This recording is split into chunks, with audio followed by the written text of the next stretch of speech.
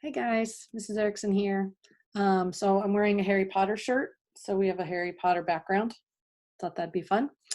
Um, we are starting chapter 6 today. The end of chapter 5 was Buck and many of his sled mates were have slowly died off from starvation or elements, whatever. There's been several reasons. There were 14 of them. There are now 5. And Hal is trying to get the team to go, and there's a man standing there that he just got some advice from, and he starts beating Buck, and finally that man, John Thornton, steps in and saves Buck and actually keeps Buck. And Hal and Charles and Mercedes take off, and they fall into the ice. And so the 4 sled dogs that were with them, as well as those 3, all fell into the ice. So that's where we're picking up. Chapter 6, for the love of a man. When John Thornton froze his feet in the previous December, his partners had made him comfortable and left him to get well, going on themselves up the river to get out a raft of saw logs for Dawson. He was still limping slightly at the time he rescued Buck, but with the continued warm weather, even the slight limp left him. And here, lying by the riverbank, through the long spring days, watching the running river, listening lazily to the songs of birds and the hum of nature, Buck slowly won back his strength. The rest continues very good after one has traveled 3,000 miles, and it must be confessed that Buck waxed lazy as his wounds healed. His muscles swelled out, and the flesh came back to cover his bones. For that matter, they were all loafing: Buck, John Thornton, and Skeet, and Nig, waiting for the raft to come that was to carry them down to Dawson.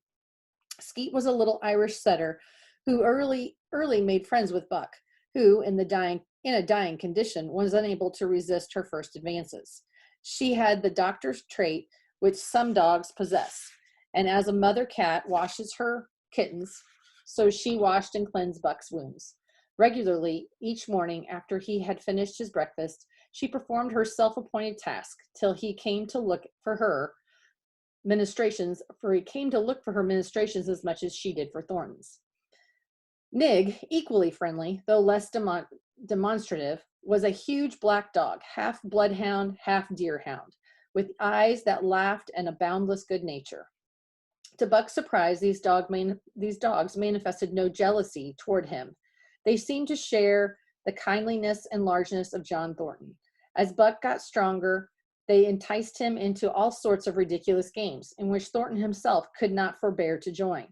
And in this fashion, Buck romped through the convalescence and into a new existence.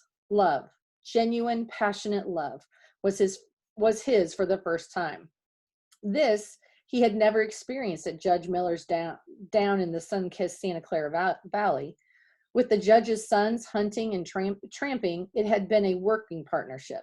With the judge's grandsons, a sort of pompous guardianship, and with the judge himself, a stately and dignified friendship. But love, that was feverish and burning, that was adoration, that was madness, it had taken John Thornton to arouse. This man had saved his life, which was something, but further, he was the ideal master. Other men saw to the welfare of their dogs from a sense of duty and business expediency. He saw to welfare of his as if they were his own children, because he could not help it. And he saw further. He never forgot a kindly greeting or a cheering word, and to sit down for a long talk with them, gas, he called it, was as much his delight as theirs.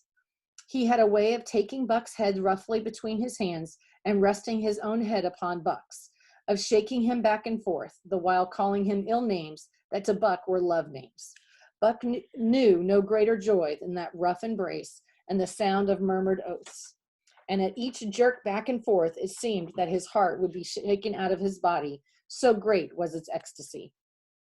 And when released, he sprang to his feet, his mouth laughing, his eyes eloquent, his throat vibrant with unuttered sounds, and in that fashion remained without movement.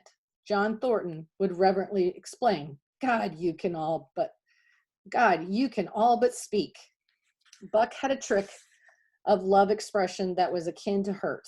He could often seize Thornton's hand in his mouth and close so fiercely that the flesh bore impressions of his teeth, for some time afterward. And as Buck understood the oaths to be love words, so the man understood this fine bite for a caress. For the most part, however, Buck's love was expressed in adoration. When he went wild with happiness when Thornton touched him or spoke to him, he did not seek these tokens. Unlike Skeet, who was wont to shove her nose under Thornton's hand and nudge till petted, or Nig, who would stalk up and rest his great head on Thornton's knee. Buck was content to adore at a distance. He would lie by the hour, eager, alert, at Thornton's feet, looking up into his face, dwelling upon it, studying it, following with keenest interest each fleeting expression, every movement or change of feature, or, as chance might have it, he would lie further away to the side or rear, watching the outlines of the man and the occasional movement of his body. And often such was the communion in which they lived. The strength of Buck's gaze would draw John Thornton's head around, and he would return the gaze without speech, his heart shining out of his eyes as Buck's heart shone out. How many of you guys have dogs like these? I have a dog both like Skeet and Nig. I have one that is like Skeet, sticks her nose up under my hand when she wants petted. And Nig, I have one that she likes to come and just stick her head on my lap. I think that was pretty common. For a long time after his rescue, Buck did not like Thornton to get out of his sight. From the moment he left the tent to when he entered it again, Buck would follow on his heels. His transient masters, since he had come into the Northland, had bred in him a fear that no master could be permanent. He was afraid that Thornton would pass out of his life as Perrault and Francois and the Scotch half-breed had passed out. Even in the night, in his dreams, he was haunted by this fear. Sometimes he would shake off sleep and creep through the chill to the flap of the tent, where he would stand and listen to the sounds of his master's breathing. But in spite of this great love he bore John Thornton, which seemed to bespeak the soft civilizing influence, the strain of the primitive, which the Northland had aroused in him, remained alive and active. Faithfulness and devotion, things bore of fire and roof, were his, yet he retained his wildness and wiliness. He was a thing of the wild, come in from the wild to sit by John Thornton's fire, rather than a dog of the soft Southland stamped with the marks of generations of civilization. Because of his very great love, he could not steal from this man, but from any man in any other camp. He did not hesitate an instant, while the cunning with which he stole enabled him to escape detection. His face and body were scored by the teeth of many dogs, and he fought as fiercely as ever and more shrewdly. Skeet and Nig were too good-natured for quarreling.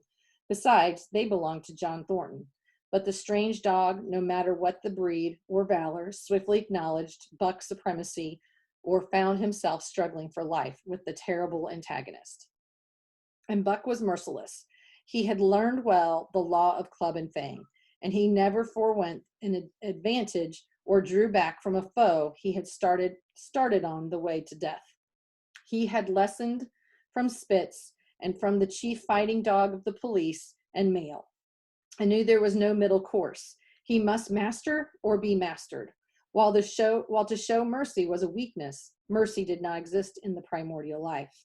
It was misunderstood for fear, and such misunderstanding made for death. Kill or be killed, eat or be eaten, was the law, and this mandate, down out of the depths of time, he obeyed. He was older than the days he had seen and the breath he had drawn.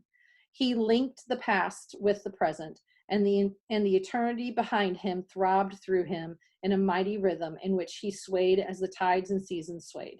He sat by John Thornton's fire, a broad-breasted dog, white-fanged and long-furred. But behind him were the shades of all manner of dog, half-wolves and wild wolves, urgent and prompting, tasting and savoring of meat he ate, thirsting for the water he drank, scenting the wind with him, listening with him and telling him the sounds made by the wild life in the forest, dictating his moods, directing his actions, lying down to sleep with him when he lay down, and dreaming with him and beyond him, and becoming themselves the stuff of his dreams. So, peremptorily did these shades beckon him, that each day mankind and the claims of mankind slipped further from him. Deep in the forest, a call was sounding, and as often as he heard that call, mysteriously thrilling and luring, he felt compelled to turn his back upon the fire and the beaten earth around it, and to plunge into the forest, and on and on. He knew not where or why, nor did he wonder where or why, nor did he wonder where or why. The call sounding imperiously deep in the forest. But as often as he gained the soft unbroken earth and the green shade, the love for John Thornton drew him back to the fire again. Thornton alone held him. The rest of mankind was as nothing. Chance travelers might praise or pet him, but he was cold under it all. And from a too demonstrative man, he would get up and walk away. When Thornton's partners Hans and Pete arrived on a long-expected raft, Buck refused to notice them till he learned they were close to Thornton. After that, he tolerated them in a passive sort of way, accepting favors from them as though he favored them by accepting. They were of the same large type as Thornton, living close to the earth, thinking simply, and seeing clearly. And ere they swung the raft into the big eddy by the sawmill at Dawson, they understood Buck and his ways and did not insist upon an intimacy such as obtained with Skeet and Nig. Okay, we're going to stop there. We have probably a couple more days of chapter 6. There's really not a ton left. We're getting there. So see you guys tomorrow.